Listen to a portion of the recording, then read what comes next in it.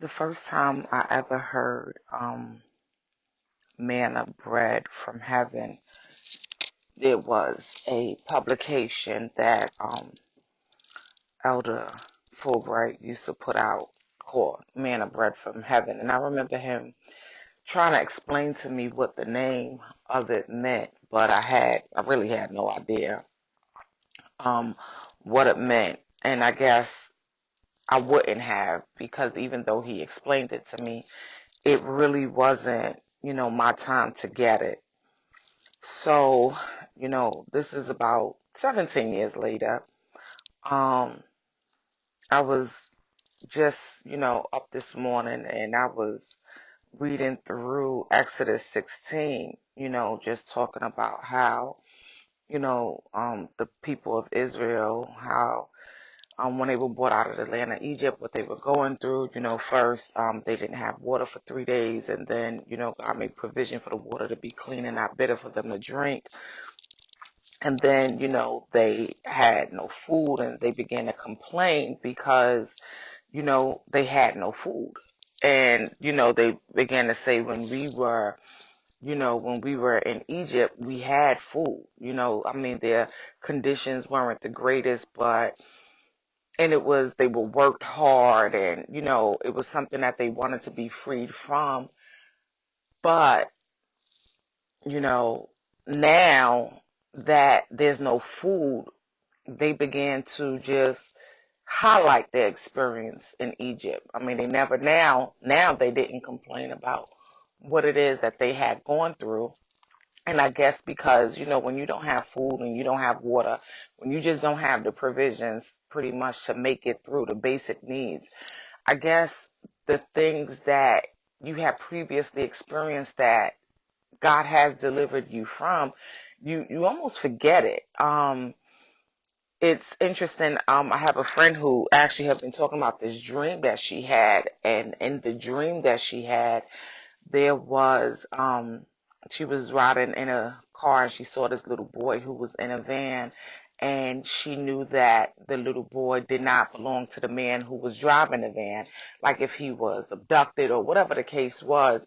And so her and her husband were able to like rescue the little boy out of the van, but the man in the van was kind of like chasing him, so the little boy was sitting in the back seat looking at his accuser, and you know almost like sympathizing with him. In the first opportunity he had, he went back, and and she just talked about how like in a dream, the rear view mirror, which the little boy was looking out, is like looking back. And a lot of times, we are in a situation that we need to be delivered from, and the Lord will deliver us from that situation. But when we find ourselves in a rough patch where it looked like, I don't know from what I see and maybe even what I have, how I'm going to make it, and I believe that that is what Israel was feeling at that time. Like, I know I need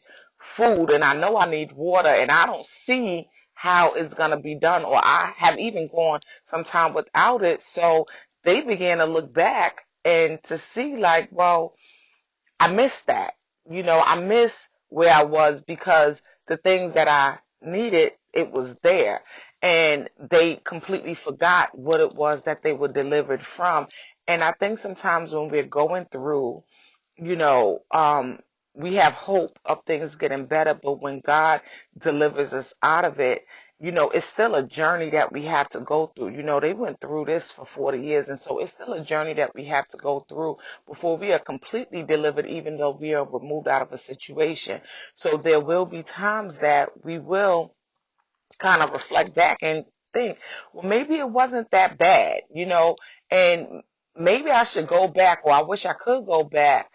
And you really don't have to go back. You really don't have to, if you just trust in the Lord, and He will give you things along the way so that you can trust Him. And so what the Lord began to do in Exodus 16 was, He had the quails that flew over the sky, and then He began to, give them, or they would find this flaky substance, which was, manna, bread from heaven. And pretty much it was, you just pick up the amount of food that you needed for the day. That was the Lord's instructions, pick up the amount of food that you need for the day. So when they first got it, I guess because of the starvation that they had, they wanted to hold on to it as much as possible. So they just disobeyed the Lord's instructions to just take what they would need for the day.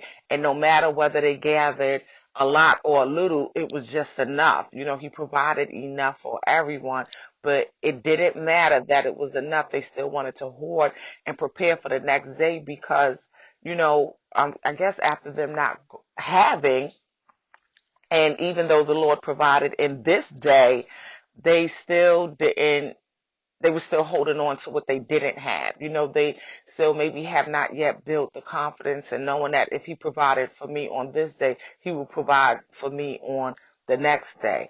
Because it's just something how those troubled times just seem to kind of grip us and want to keep us and almost have us in this mentality that that's gonna outlast everything. And it could even build up to being something that you would believe that, or you would forget that the Lord is a provider and that he has provided for you, even if he has provided for you in this day.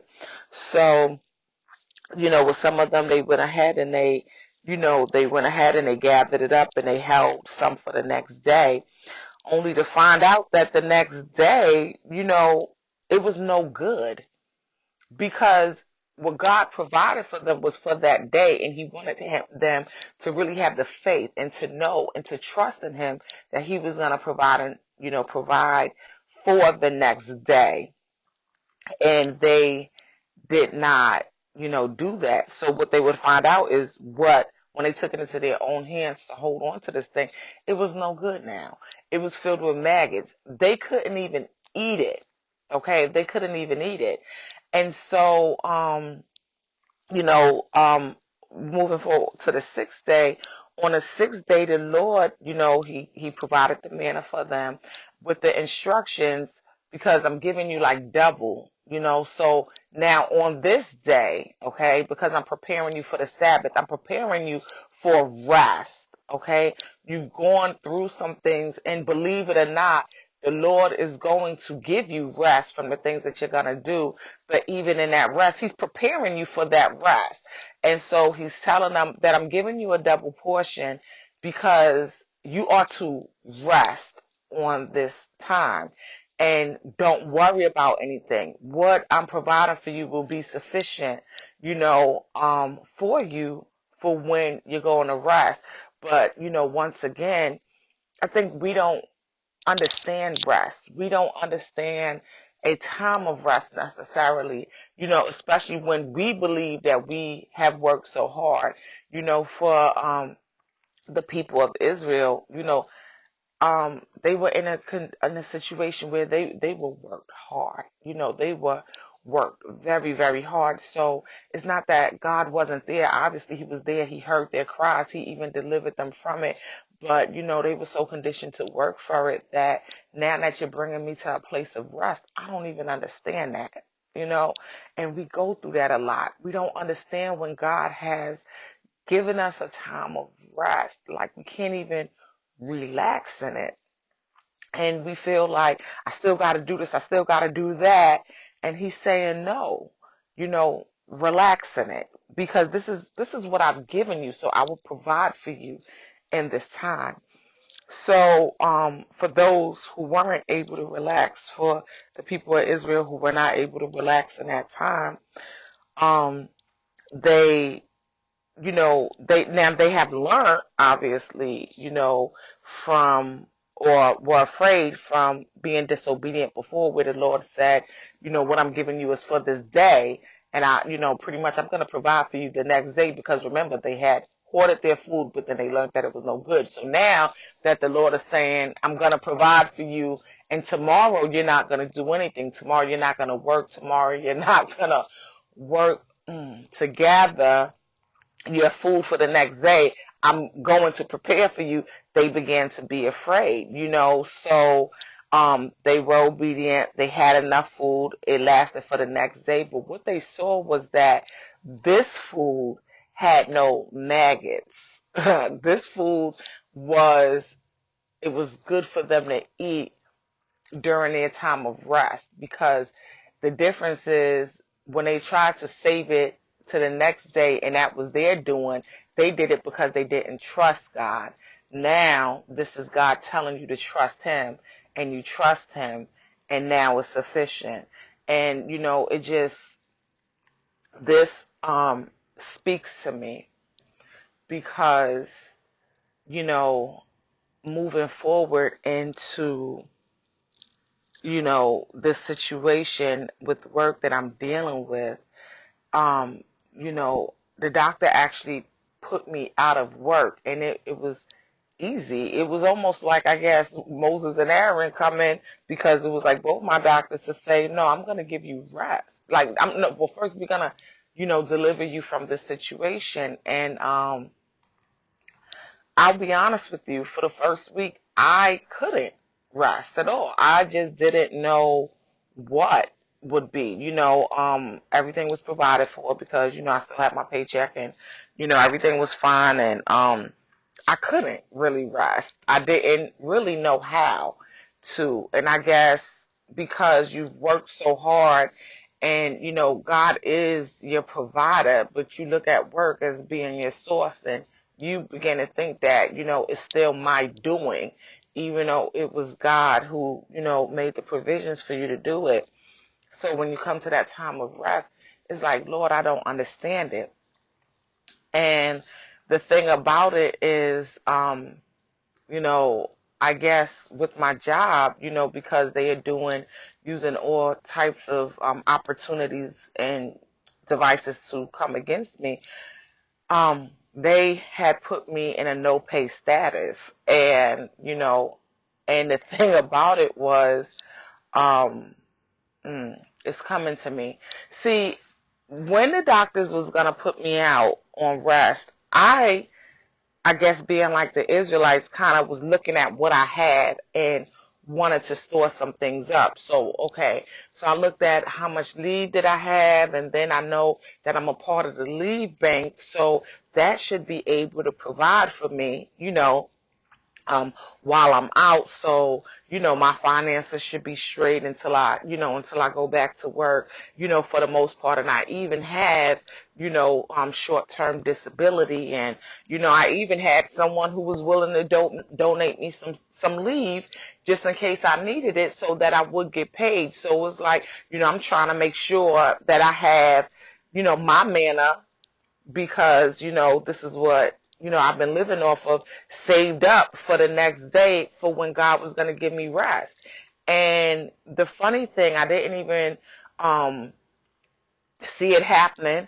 You know, I didn't have access to those things, because they would turn around and put me in a no pay status. And then not only did they put me in a no pay status, I found out that, my short term disability wouldn't cover, what I'm out for. And then because I still have time on the books that I can't use, I wouldn't be able to exhaust the time for somebody to even donate me time. So what I'm facing, and this is just what I think I'm facing, because I'm getting nervous here. I don't have, you putting me at the time of rest, and I know that I'm not even in a position to work for the next day, is that I'm not even going to have anything. And it's like, I really didn't know where this message was going until I'm talking. I was really just talking about the Israelites, not knowing that this was going to be God speaking to me in my present situation.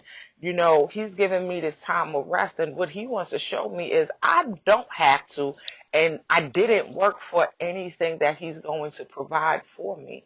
He brought me here, and he's going to provide for me. And, this, and I've talked about just, just being blessed, and just, having the grace of God to just be able to see him, just to be able to read even a scripture and just see him and see him in your situation, because it's like, this is hard. This goes against what we know. And we can say, that we trust in the Lord. And I'm not doubting anyone who says that they trust in the Lord, because I believe that when we say it, we believe that we are. That's how we learned. That's what we've gone. So when we're working, we're saying we trust in the Lord, and yes, He provided us. But it's not just that being blessed. I had actually read this morning, Jeremiah 17:7. It said, "But blessed are those who trust in the Lord and have made the Lord their hope and confidence." And it tells you right there what being blessed is. Blessed are those who trust in the Lord and have made the Lord their hope and confidence. It's funny because a lot of people believe that when they get things, oh, I'm blessed, or when they're not going through anything, oh, I'm blessed. Me and one of my friends used to have this joke, because a lot of people would say, oh, I'm blessed and highly favored. And we used to say, like, compared to what though? You're blessed and highly favored compared to what? What do you mean that you're blessed and highly favored? Because I didn't necessarily hear people say that when they were going through tough times. I would more so hear people say, I'm blessed and highly favored when, they feel like I've been given abundance and, I'm highly favored, or, I have no worries, and God's got me, or, whatever. And I'm not saying that you're not in those times. I'm not saying that, because I believe we are all blessed. And even in those times, you're blessed. And God has been so gracious to you, and I'm thankful for that, but it's like, are we less blessed when we don't have those things? Is that the mindset that we have, that we are less blessed when we don't have those things? Because I'll be honest with you, I feel so blessed right now. In these last couple of months, I'm so blessed. Blessed in the days that I have cried every single day, because I have. For some reason, I think I didn't cry yesterday, but, you know, I'm thankful for that. Maybe it was Sunday, so maybe the Lord gave me rest, but for the most part, I have cried the majority of days over the last few months. And I'm facing, you know, this week, I woke up actually this morning wanting to stop my direct deposits, because I was afraid that my mortgage, let me not have it come out directly, because it's not going to get paid. I'm going to have insufficient funds, because I'm expecting not to have a full paycheck on Wednesday when I get paid. That's what I'm expecting, because that's what I see. But what the Lord is telling me is, no, you know, I gave you this rest, and you couldn't save up for this. I'm going to bless you. I'm going to provide for you. And you know what? I'm just blessed in this place of feeling afraid. I really am blessed in this place of being scared, because, you know, blessed are those who trust in the Lord and have made their Lord their hope and their confidence, because I only have hope in Him right now. I only have hope in Him because I see no other way. I honestly see no other way. With this work situation, I have said so many times, if anybody has listened to the series, and the messages have different titles, but I'm going to have to try to make sure that I put at least the series numbers in order, because I have really gone through some things, and the way this is turning out, I really didn't expect it to turn this way, but oh my God, I'm so blessed, because I have really come close to the Lord. I have really depended on Him. I have really not just read his word in the mornings for the obligation of, reading the word, but I have been so blessed to have hope and faith in him, and just so blessed that the word has become alive for me, even in my situation, that he's showing me that I am the God who delivered Israel out of Egypt, and I am the God who provided that manna bread from heaven, and I am the God who provided for them during a time of rest, and I am that God for you. I am God. I am God. I am constant. I am consistent. I don't change. I'm gonna do it. And I'm in a position that I have nothing but hope, because if I don't have hope, I have nothing. I believe that we always can choose to not have hope. Sometimes we have to have hope beyond hope. We have to, like, have hope even in our disbelief, even if that makes no sense. But I'm afraid, and I don't really know, but God, I just still hope. I pray. And I have to trust, because I really have nothing else, And so I'm blessed. Like, I'm really blessed. I'm blessed in this. I'm blessed in this. I'm blessed because I trust in the Lord and have made him my hope and my confidence. And that's what being blessed is.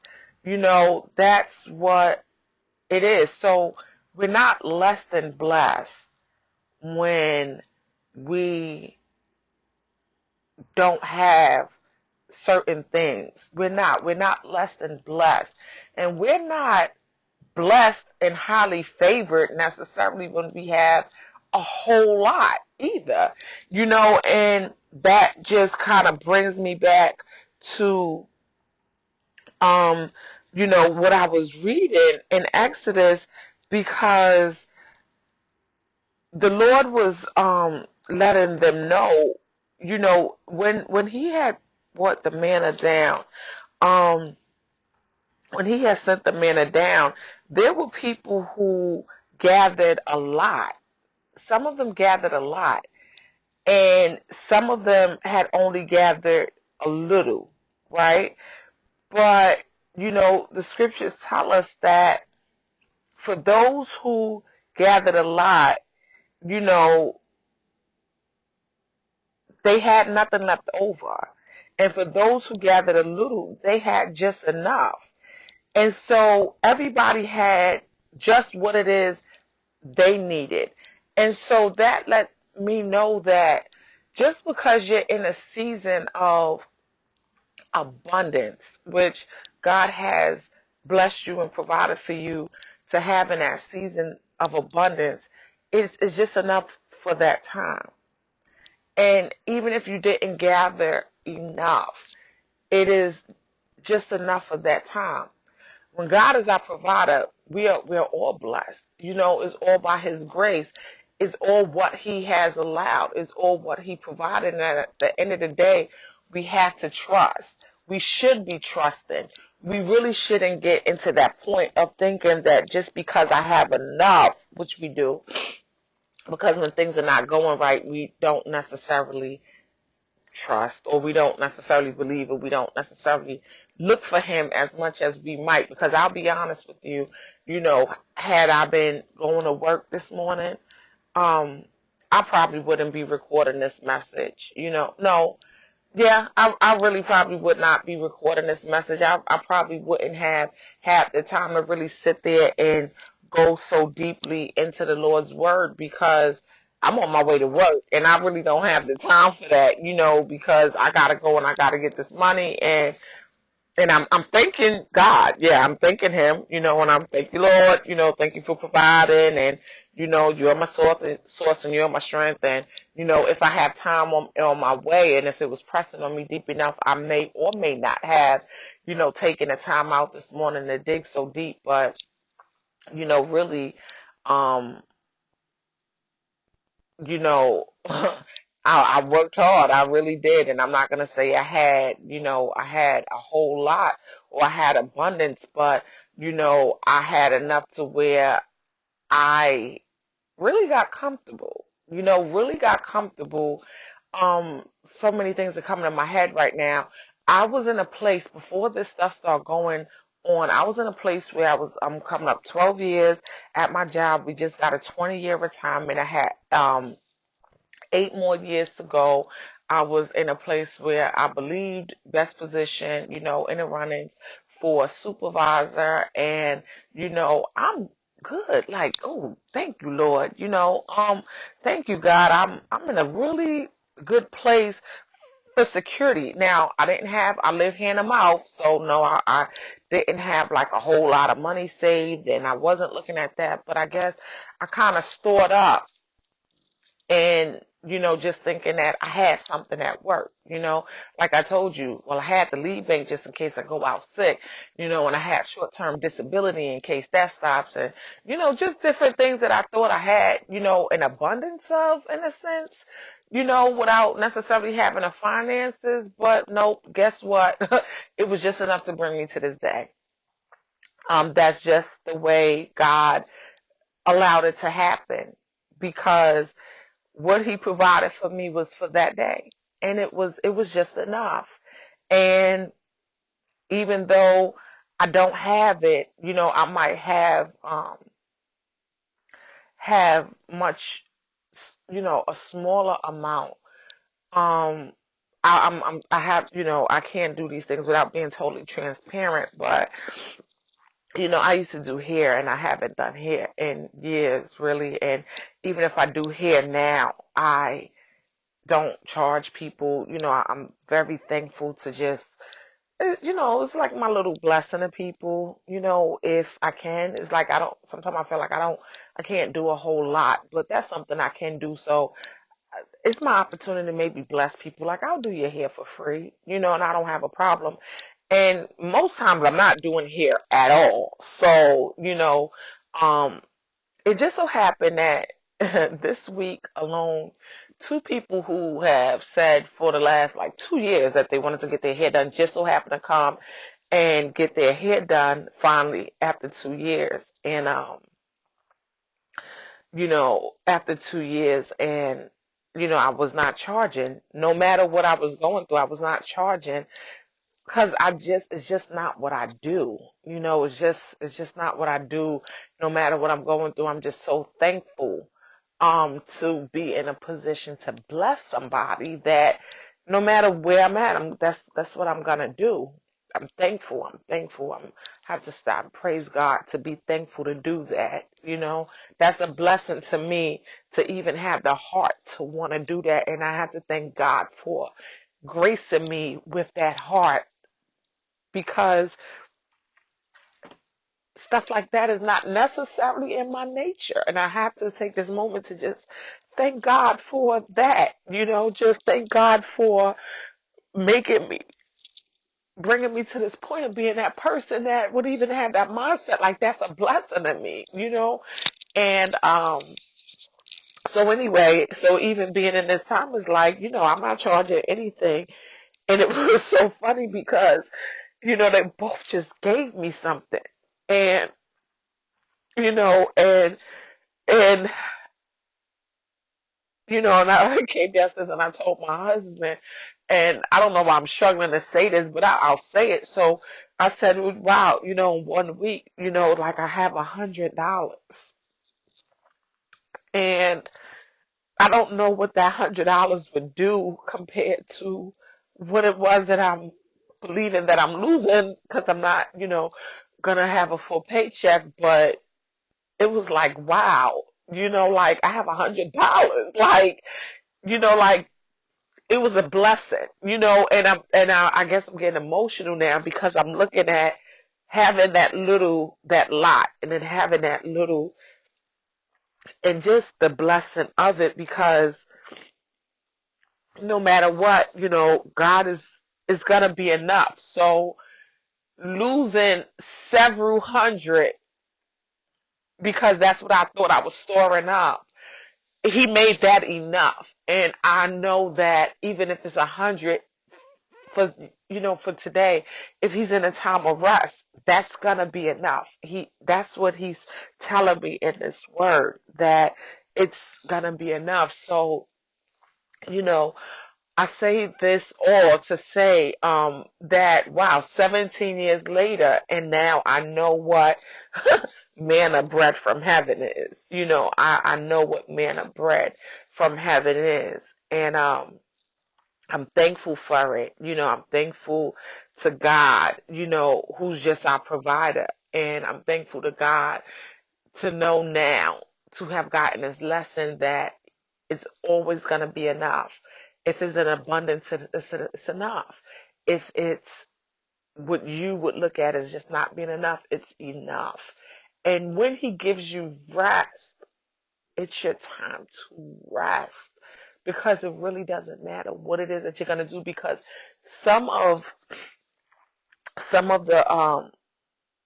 the people of Israel, they got up on that seventh day because they couldn't rest, and this is not what they were accustomed to, and so they thought that they were going out there to work, and they were ordered to collect this manna as they have, and it was nothing to collect because God said to rest. And so, as you follow through, and I keep saying, I just don't know how this is going to turn out. I just have no idea how this is going to unfold, but I just have hope in God, and I'm trusting that he's showing me. And that's the blessing in it. I don't know, but I'm still thankful that it seems like almost every day that I wake up, even though I'm not looking at what I have always looked at as what I thought was the blessing, like, okay, well, I look at the fact that I'm getting ready to get up and go to this job, and I got money, and that's my blessing. Or I look at the fact that, today's payday and the money's in the bank, and, my bills will be paid, as that's the blessing. Right now I'm at a point where I'm waking up every day, and my blessing is not coming in money form. My blessing is in his word, and that is all I have to give me hope that what he has given me is enough, and just to trust him, continue to have hope in him, continue to build my confidence in him, and that I'm blessed in that. I'm blessed i'm blessed and so during this time of rest, I'm gonna rest. I'm gonna rest. And so if the Lord has brought you to a time of rest, you're still blessed. And I'm gonna end it with that.